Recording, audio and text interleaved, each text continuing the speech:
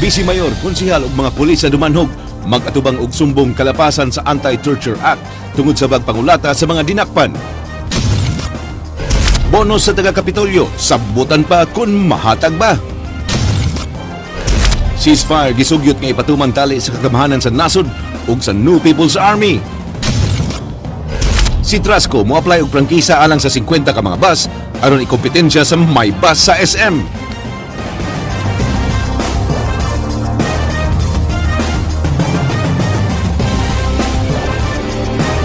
Maayong hapon Subo ug Kabisayan. Bisi Mayor konsehal ug mga pulis sa Dumanhog mag-atubang og sumbong kalapasan sa Anti-Torture Act.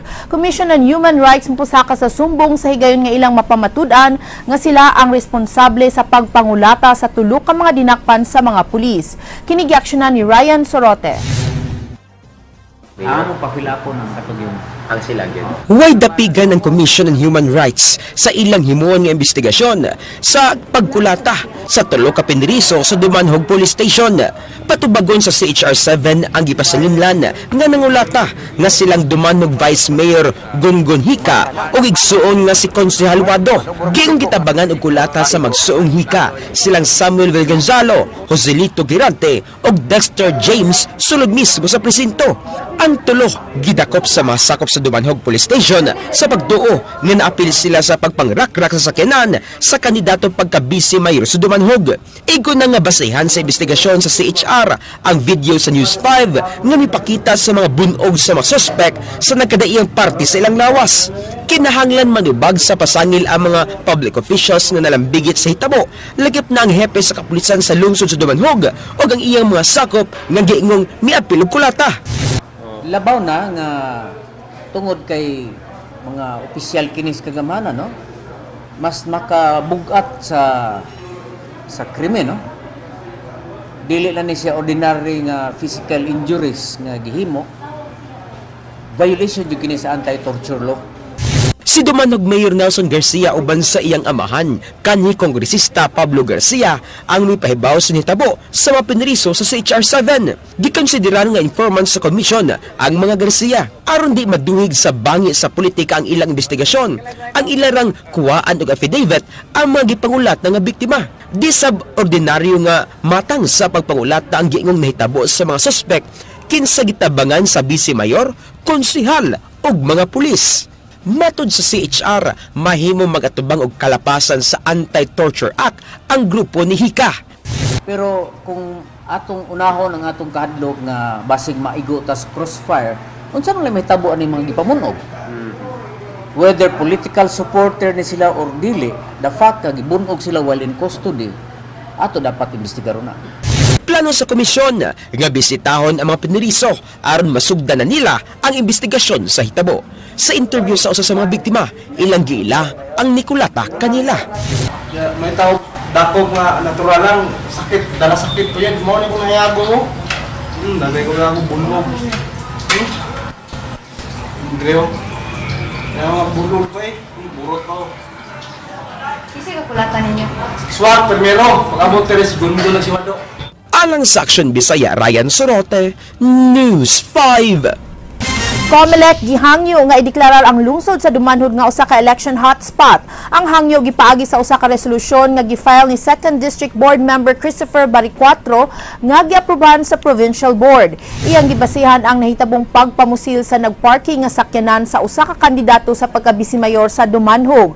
Si Baricuatro sa iyang resolusyon nagkanayon nga adunay kalabutan sa election ang nahitabo. Apan ang mayor sa Dumanhog, Nelson Garcia, nagduda nga drama lang ang nahitabo. Ang COMELEC una nang mipadayag nga mag-agad lang sila sa assessment sa military o kapulisan kung angayan ba nga ipaubos sa election watchlist area ang usa ka lugar.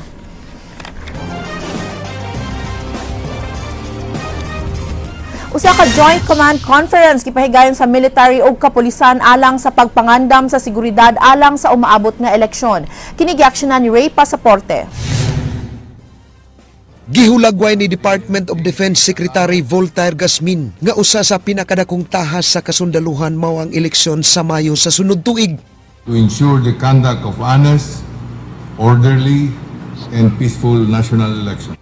Gipahimangnuan ni Secretary Gasmin ang kasundaluhan sa istriktong pagpatuman sa mandato sa militar ug likayan nga maduhig sa pamulitika. I do not intend to overwhelm you with enumeration of these delicate security duties. You have been professionally trained and capable of doing these jobs. Ang militar mao'y back-up sa PNP sa pagpatuman sa seguridad sa umaabot piniliay. Kaganihang buntag, ang Defense Secretary mibisita sa Central Command uban kang DILG Secretary Milsinen Sarmiento. Sa wala pa ang kalihukan nagpahigayon og Joint Command Conference. Sila si Gasmin og Sarmiento tali sa kadagkuan sa militar og PNP. Gibutyag ni Gasmin, ilahang gisgutan atol sa tigom ang mga kalampusan sa militar og PNP. Usa na ini ang pagbisita sa nasod ni Pope Francis ni adtong buwan sa Enero ning tuiga. Si DILG Secretary Sarmiento nagkanayon ang preparasyon nga gihimo sa PNP ug militar sa nakalabayng APEC Summit mahimong gamiton sa umabot eleksyon sunod tuig. Yung template sa APEC napakaganda na pwede rin nating madala hanggang sa eleksyon.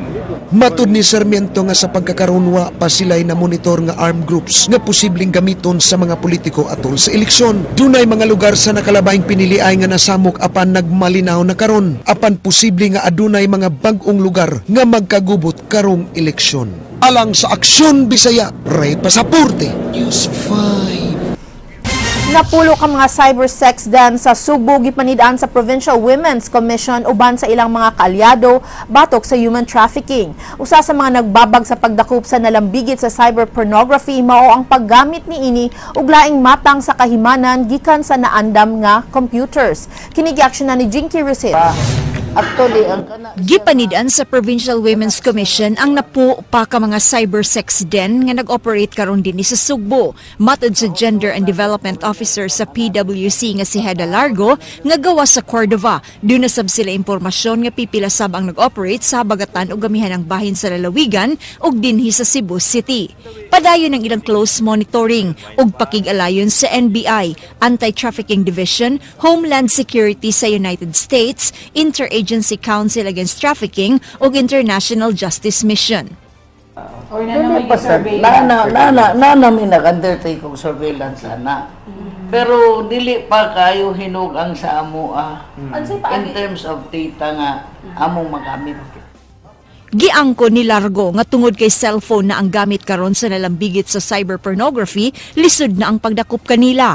Napanglantawan na daan sa mga law enforcers nga moabot ang panahon din high-tech na ang pagbaligya sa dungog sa usa ka babay. Laraw karon sa Provincial Women's Commission o Provincial Council for the Welfare of Children nga paligunon ang values formation sa matag pamilya, pinaagi sa information dissemination sa matag LGU, labi na sa mga tunghaan sakop sa lalawigan sa Sugbo. Kung nakapataan nga values nga atong tagaag digni, atong hatagag dignidad ang atong kaugalingon, di mo gini mahitabo. Di pud may motoo nga kawadon ang nakaingon kay daghan mang pobre nga wa mo apil. Alang sa Aksyon Bisaya, Jinky Rusit, News 5. Unom ka mga panimalay ang hingpit nga maugdaw sa sunog nga miigo sa barangay Kansuhong, siyudad sa Talisay kagabi. Kini giaksyonan ni Leslie Caminada Vistil. Natugaw ang pagpanihapon sa mga residente dinhi sa Balo Kansong Dakbayan sa Talisay human sa kalit nga pag-ulbo sa dakong kayo pasado las 7 kagabi.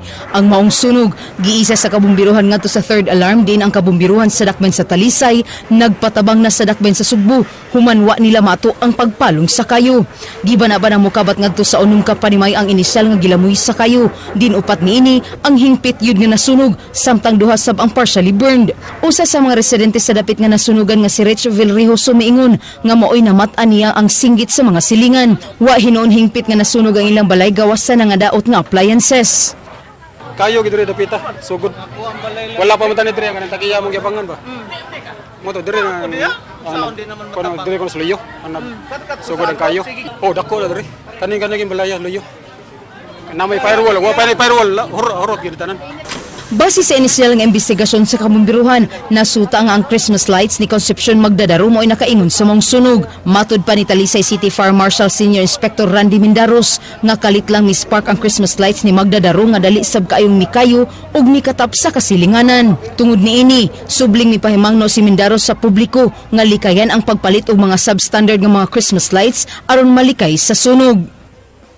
Kana siya partiyan ng series lights, dili lang sa mga diri nga station ang nagpahimangno na nationwide ato ginang gi-remind gyud ang ganang pag-check o sa mamalit kay kita god Pilipino god mura magud ta og mangita kitag barato. So of course kisa magud di ganahag barato. Pero usahay pud ba ato pud mabarter ang safety kay lagi barato. Kanang gi-remind sa DTI ato ginang tan-aw nang aduna siya ICC kanang import commodity clearance kay at least ba ang standard niya ma-check sa DTI. PE Smart. Para ma-check nato na siya kaya kana siya ipasar gid sa kanang quality nga ilang gihatag para di gid siya dali gid nga masunod. Alang sa Aksyon Bisaya, Leslie Caminadi, Vistil News 5. Ugmang adlaw na lang kutob si Chief Superintendent Prudencio Tom Banyas nga mulingkod isip hepe sa kapuisan dinhi sa Rehiyon 7. Si Banyas gikatakdang hulipan ni Chief Superintendent Manuel Garland nga gingong gikan sa Luzon. Gani ugma sa alas 3 sa hapon ipahigayon ang formal nga turnover sa duha ka opisyal diha sa Camp Serio, Osmeña nga nahimutang sa Osmeña Boulevard sa Dakbayan sa Sugbo. Si Banyas mo'y nihulip kang Chief Superintendent Danilo Constantino niadtong Hunyo sa miaging tuig. Sukad nilingkod si Banyas pagka Regional Director sa Kapulisan sa Rehiyon 7, gimando niini nga hingusgan ang kampanya batag sa gidiling drogas, hinungdan daghan ang nadakpan ug napasakan og kaso nga niabot sab sa minilyon ang kantidad sa nasakmit nga drogas. Hindi lang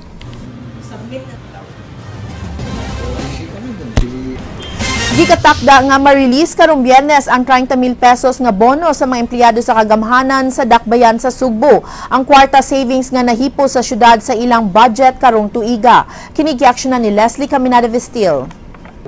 Sukuhay sa Supplemental Budget number 1 nga giyak anugtaman sa konseho. Ang pagpasar sa Supplemental Budget 2 daw sama og kilat nga dali ra kaayong nadesisyonan. Kagahapong adlaw, mipahigan og special session ang konseho sa Dakbayan sa Sugbo aron tukion ang Supplemental Budget 2 nga naglangkob sa cash incentive sa mga empleyadong regular ug casual, tipping fee ug interest payment ug bank charges. Tuod man naaprubahan sa konseho ang Supplemental Budget 2 ug karong Biyernes madawat na sa mga tagsa-tagsa ka empleyado ang 30,000 pesos nga cash bonus. Matud pa ni City Administrator Dr. Lucel Mercado, nakita sa konseho kung unsa ka importante nga aprubahan ang Supplemental Budget 2. It's very good kanang there was no question when they opened the session. They said no question. They saw the importance nga aksyonan dayon. And in fact that's the reason nga tibok adlaw from morning until hapon, it never stopped until na-resolve ang issue niya na-approve. Si City Treasurer Head Diwa Cuevas, mipadayag nga kung mahuman ang proseso sa payroll karong simanaha, ma-release dayon na nila ang tag 30,000 pesos. Dugang pa ni Cuevas nga andam na kayo ang kwarta aron maapod-apod na kini sa di pa ang ilang Christmas party karong Disyembre 18. As far as the money is concerned, we have already the money. Ako nang I already instructed my staff to draw a cash advance, and we have asked the bank to prepare this amount based on the supplemental budget to So that will be released kung sayo sila maka-prepare. Since ang atong availability, ang atong savings good for kanara, so mo na atong nakakama big 30. Usa sa mga empleyado nga si Filomena Arakan, mihulagway sa iyang kalipay nga hingpit na gyud nga naaprubahan ang Supplemental Budget 2 aron di sa mangminghoy ang ilang Pasko. Bisan todo wa na sila makadawat pa sa Productivity Enhancement Incentive kun PEI nga ana mabutang sa SB1, wa na lang kini nila panumbalinga. Excited, happy kaayo mi nga makapahalipay mi sa among mga anak, among apo. At least satisfied mi kay nagtrabaho man sad mi pag-ayo, hard worker man sad mi. Ang Supplemental Budget 2 migahin og 127 milyones pesos alang sa 4,800 ka mga empleyado. Tanan nga mga regular o casual nga empleyado sa City Hall ang makadawat sa bonus apan way labot ang mga job order employees. Alang sa Aksyon Bisaya, Leslie Caminada, Vistil News 5. Human naprubahan sa City Hall ang pagpanghatag og 30 mil pesos nga cash bonus sa mga empleyado na kauna-huna ang Kapitolyo sa paghatag usab sa ilang mga empleyado. Apan mitingan pa nila kini kung mahimo ba sila nga makahatag og kun pila. Kini giaksyonan ni Jinky Rosit. Di susama sa Cebu City Hall nga sigurado ng makadawat og tag 30 mil pesos nga incentive ang Provincial Capital makigtagbo pa og mga adlaw sa Finance Committee sa Hunta Provincial. Ilang tukion ang posibilidad nga hatagan sab ang mga kawani sa Kapitolyo og pahalipay karong Pasko. Gilauman nga lakip nga motambong sa himuon nga deliberation og mga adlaw mao si Governor Junjun Davide ug ang Human Resource Officer. Ang Provincial Budget Officer nga si Danilo Rodas miingon nga dunay gigahin nga pondo ang Kapitolyo para sa mga incentives sa mga kawani nila. Apan kung pila, di pa kini mabutyag ni Rodas. Ang nagahin ang tadaan. Ako nang mga previous statements nato na ingon nga nagahin tadaan. Managing ang mga tawo pa maghuwag paglaom. Sa miaging tuig nakadawat og usa ka buwan nga productivity enhancement incentive ang mga capital employees.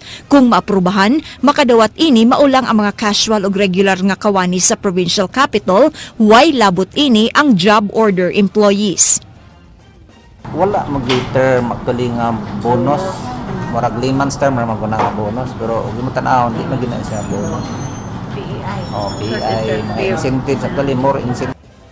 Sa samang bahin, ang incentive sa mga provincial health workers, barangay tanods, barangay animal health workers, nutrition scholars ug daycare workers gigahinan sa Kapitolyo og 50 million pesos. Alang sa Aksyon Bisaya, Jinky Rosit, News 5. Si Trasco mo-apply og prangkisa alang sa 50 ka bus nga mobiyahe sa Naga City hangtod Mactan Airport.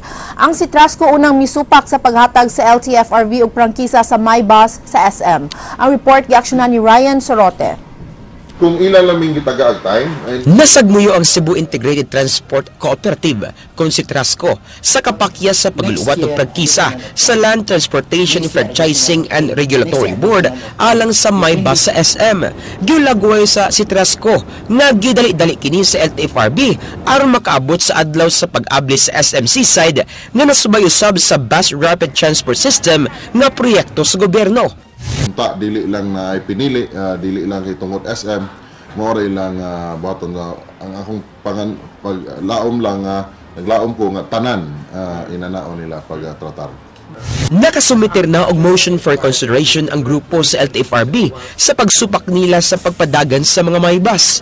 Pagkakaron, gisugdan na nila ang pagtuon sa plano sa pagpadagan og 50 ka mga bus nga mosubay sa developmental road sa MyBus gikan Talisay City paingon sa Mactan Cebu International Airport.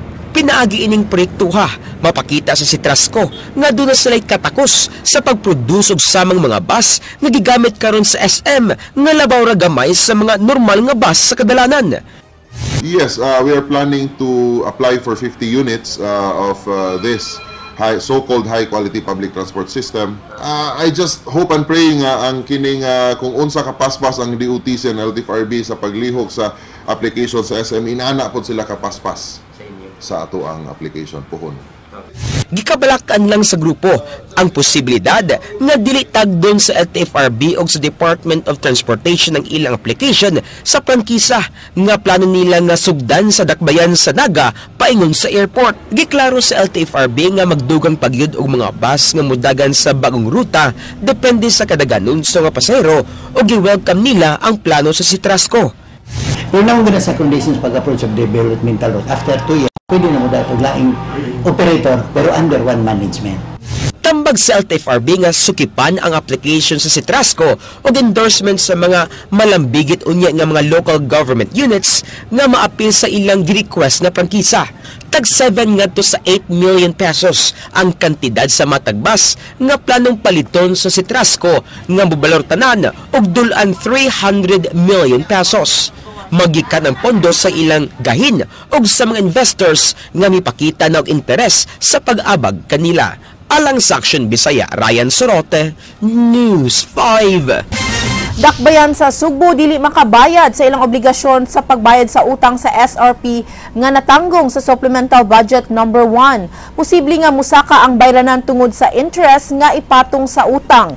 Kini giaksyonan ni Leslie Caminade Vistil. Wala na magdahom ang Executive Department nga maaprubahan pa ang Supplemental Budget number 1 tungod kay usa na lang ka sesyon ang nahibiling sa konseho sa di pa matapos ang tuig 2015. Tungod niini, gihulagway ni City Treasurer Head Diwa Cuevas nga magsagubang ang syudad sa dakong problema tungod kay tipik niini ang kantidad nga ibayad unta sa loan sa South Road Properties. Matud pa ni Cuevas nga kundi maaprubahan ang SB1, wa na siya masayod og asa mangita og pambayad sa loan sa SRP nga gikatakdang bayran karong Pebrero. Di mo minus 127 milyones pesos ang ilang bayronon karong Pebrero ug posible nga madouble tungod sa matag adlaw nga interest nga mapatong niini. Ang atong first payment will be on February 20. So, hinigkakuan ana. Maybe we can submit na whatever ang ikuha ni Mayor, basta it's very critical ba nga kung ano siya kay ma-default unya ta. But we cannot pay without appropriation. It's not included in the annual budget because sa SB1 na nagtay prepayment. Unya, kung sad ka na, it's already approved. Ang tanang requirements for the prepayment of loan, nakahanay na tanan. Si Cebu City Legal Office Head Attorney Jeron Castillo mihulagway nga wala na unta gyoy babag ang pagtuki sa Supplemental Budget number 1. Gipadayag ni Castillo, kinahanglan nga seryosohon sa konseho ang ilang pagpasar sa Supplemental Budget 1 tungod kay sila ra man sab ang mahimong bati sa Sugboanon. If we will not prepay now, then when will we pay? So even if they don't act on it now, it is still like the sword of Damocles hanging over our head. Because we have to pay it. We will save 550 million every year for the next 10 years. And we have already the permission from the Bangko Sentral. We have the clearance from the Land Bank. That must take priority. It will set a bad precedent in local governments. If the council will just sit on a budget simply because somebody files a case, it will set a bad precedent. Si Konsyal Bebs Andales nga mo'y usa sa mga mibabag sa pagpasar sa Supplemental Budget number 1. Mihulagway nga imposible na kayong matuki pa kini tungod kay nagpadayon pa ang kaso nga gisangat ni Romulo Torres. Si Torres may kwestiyon sa paghahinsalin sa yuta sa SRP sa budget sa syudad. Ang korte may basura na sa iyang petisyon, apan nangayo kini og consideration sa desisyon. Mato ni Andales, nangita sila og finality of judgment gikan sa higher court aron di na mobabag sa budget. Ang kaso ana pa karon sa lower court. They can look for other source to pay the loan. Okay, what will happen kung moingon ang higher court or i-reverse ang decision ni judge nga ang resolution cannot amend the ordinance, then makuan mi magapos na mi yung kuha nga kung aprobahan na mo, you have to refund the amount of pila ka billion of pesos. Imagine. So mo na mong gilikayan. Nalakip sa Supplemental Budget number 1 ang 2.4 billion pesos nga ibayad aron maimpas ang utang sa syudad sa pagtukod sa SRP. Alang sa Aksyon Bisaya, Leslie Caminade Vistil, News 5. COMELEC dili pa makapagawa sa final nga listahan sa mga botante sa gikatakda nga deadline sunod semana. Apektado usab ang pagprinta sa mga balota tungod sa kaso nga nag-ung-ung sa korte. Kini giaksyonan ni Jinky Receipt. Gipaybaw sa COMELEC Cebu Province nga di pa sila makapagawa sa final list sa mga botante sa gikatakda nga deadline niini karong Disyembre 15. Tungod kini sa temporary restraining order nga gimando sa Supreme Court, human gikwestiyon sa Kabataan Party List ang pagpatuman sa COMELEC sa balaod nga nagmando sa no bayo no boto. Si Attorney Lionel Marco Castillano, ang Provincial Election Supervisor, may paybaw nga sugdan na unta nilang pagprenta sa mga balota karong Disyembre 15. Nagkaproblema ang COMELEC kay nang delete na sila sa mga voters nga ilang na-deactivate tungod kay wa masulod sa biometric system. Apan malaumon sila nga sa di pa matapos ang tuig 2015, madesisyonan na kini sa Korte Suprema. If ma-delay ta, that is where the question that kaya pa ba sa COMELEC mapahigayon sa election by May 9. So there is a possibility sa masagingon sa mong chairman na ma-postpone. Gihulagway sa COMELEC nga critical alang nila ang preparasyon sa eleksyon sunod tuig tungod kay di sila makaliho kung di pa ma-finalize ang voters list ug ang project of precincts. Tinguha usab nila nga sa di pang Disyembre 15 makapagawas na sila og listahan sa official candidates lakip na ang pagpangtangtang sa mga nuisance candidates. So we hope that the Supreme Court would hear us because remember, this is not only the election of the COMELEC, this is our election. And dako og epekto sa atong demokrasya, sa atong ekonomiya, nga makapahigayon ta og election sa Mayo 9. Otherwise, it would create makuantag situation nga kanabitaw uncertainty, and uncertainty could spell trouble. We don't want that to happen. Alang sa Aksyon Bisaya, Jinky Rosit, News 5. Usa ka ceasefire ang giplanuhan tali sa kagamhanan sa Pilipinas ug New People's Army karong Pasko. Kini gipadayag sa Defense Secretary sa iyang pagbisita sa Central Command. Ani ang report ni Ray Pasaporte. Admiral Defense Secretary Bondan Gasmin mipahimangno nga magbantay sa mga kadudahang pundok nunot sa mga nahitabong pagmamba sa ISIS sa ubang nasod.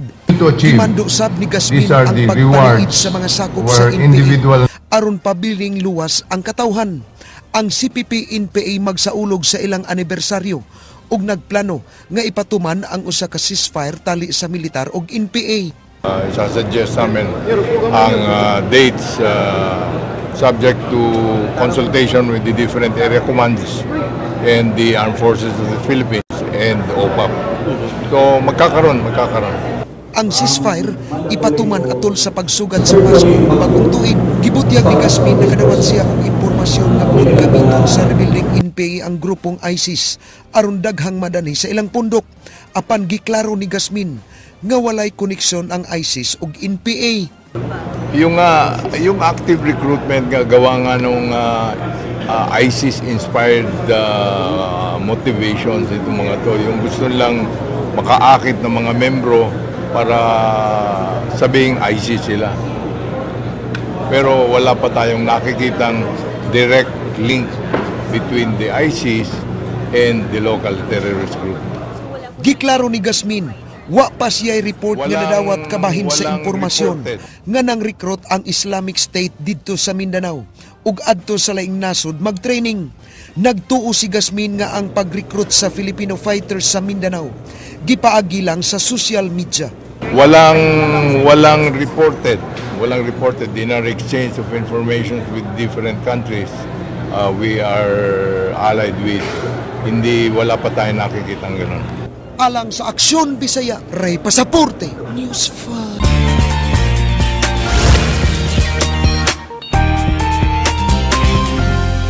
Hola mga kapatid! Nagtinguha karon ang Cebu City nga mapatik sa Guinness Book of World Records nga mao'y biggest arnis class sa kasaysayan. Mukabat sa 5,000 katinunan og nagkadaayang Arnis Club dinhi sa Sugbo apil na sa syudad sa Mandawi ug Lapu-Lapu City ang misalmot sa gihimong Guinness Book of World Record nga gipahigayon sa Cebu City Sports Complex. Ang Cebu City Sports Chairman nga si Edward Hayco nagtinguha mamahimong pinakadako nga basic stick fighting ang arnis dinhi sa Sugbo ug Malatid sa Guinness Book of World Record. Alang niya, ang ayan nga masakmit sa Sugbo ang maong titulo sanglit dinhi man nagikan ang maong sports. We believe so. That's why we call it our ancient art of stick fighting. Sa kalisod i-andam ang mga bata, sir? Well, to give you an idea how difficult this was, it took us 2 years. Usa sa nakahatag og dakong pagtagad mao ang mga sakop sa person with disability nga mipakita sa ilang kahanas sa pagig-away pinaagi sa pagupot og garote ug nakigsangka pa batok sa normal nga mga tao.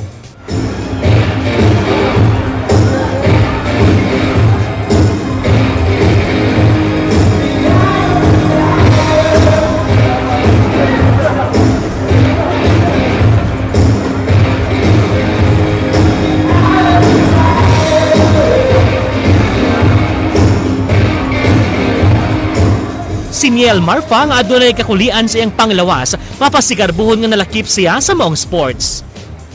Kalipay. Kami magdahong nga, pinani among bation. Kami magdahong nga mag-apil niya ni.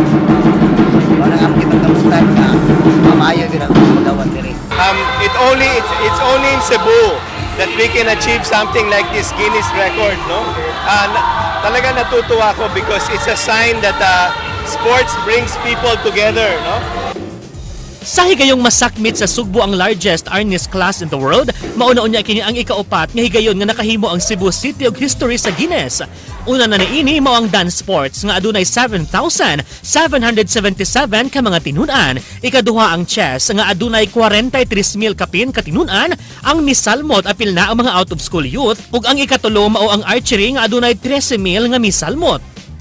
Ug mao kadto nga langkob sa atong light news karong hapon. Alang sa walay karapusang mga chikas, subanikon ninyo matang alas 7:30 hangtod alas 9 sa buntag, Lunes hangtod Biyernes sa Rated JP sa Radio 511.9 News FM Cebu. Kini si JP Laucot Serra mga atong word of the day nagkanayon. When the cat is away, the mouse is alone. Ang gay.